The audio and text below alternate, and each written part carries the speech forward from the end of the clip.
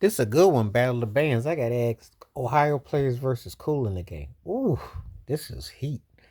Two of my all-time favorite bands. And talk about someone that dug them both. Both versatile bands. And they both cut you in different ways. The players to me were always like the black version of the Rolling Stones. And better too, because Sugarfoot could do Mick Jagger's thing in his sleep.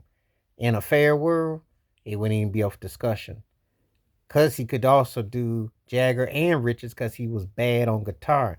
Check out his 84 blues based album with Roger Troutman for starters. Sugarfoot was underrated as an axe man. Could do that whole ow, ow, and did all that.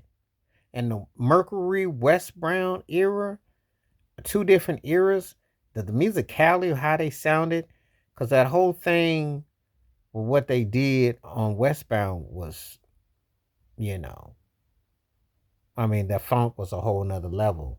So you have to listen to it, you know.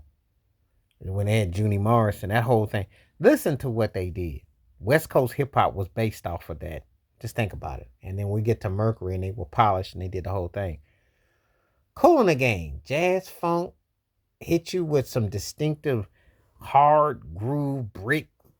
And then they got polished and then they got down in the disco era and hit, and then before you get to the James J.T. Taylor era with the vocals and everything. So they hit you in so many different ways. It's like, mm. So who? This is a good one. If I had to take the career, whose career of the two bands, and who did I prefer? I think the career, I'm going to go with Kool in the Game because they got way more. I mean, think about the incarnations. I mean, you go from Jungle Boogie, Summer Madness, all that. Then you get to Hollywood Swinging, and you get to, um, you get down to uh, Too Hot. You get down to Ladies Night. I mean, they had a different incarnations of them. I mean, just they're incredible run. But the same thing with the players. Now, who I prefer, I probably say the players. I think that musicality thing they did was just, you know, they had a certain way that it just was so distinctive. And um, when you get to cuts like Fop and Roller Coaster, Sweet Sticky Thing, Fire is an anthem to this day. Now, I know Summer Madness. I know Kool Gang got songs that still hold up as anthems, but tell me when you hear Fire with Chef Ramsay and these other people are using that song as a commercial, that's not iconic. Because that gets more played than Love Roller Coaster does. That's the crazy thing. I mean, they really hit the mother load, you know.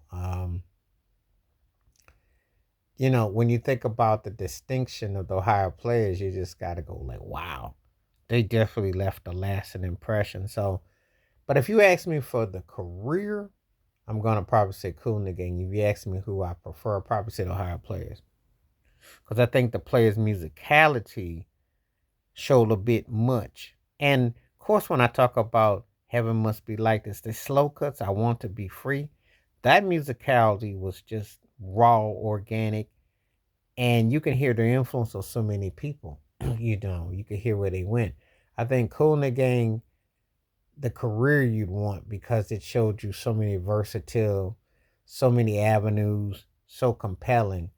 But it's interesting. It's a good debate, and these are two of the baddest bands ever. I put them in my top 10 ever bands, and I would debate people about them because it was incredible. And Kool and the Gang had the longer run. Of course, they hit bigger in the '80s, um, but I did like that vibe thing that came back out with '88 when they came back talking about the Ohio players.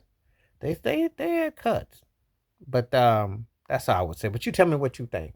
Please select subscribe, work on thoughts, comments, and I do respond. Thank you. Wash your hands, keep your mind clear. Watch out for another and share if you like, and hit that membership because when you do requests like this come true, stay safe, stay blessed, stay woke, stay free. I'm out. Peace.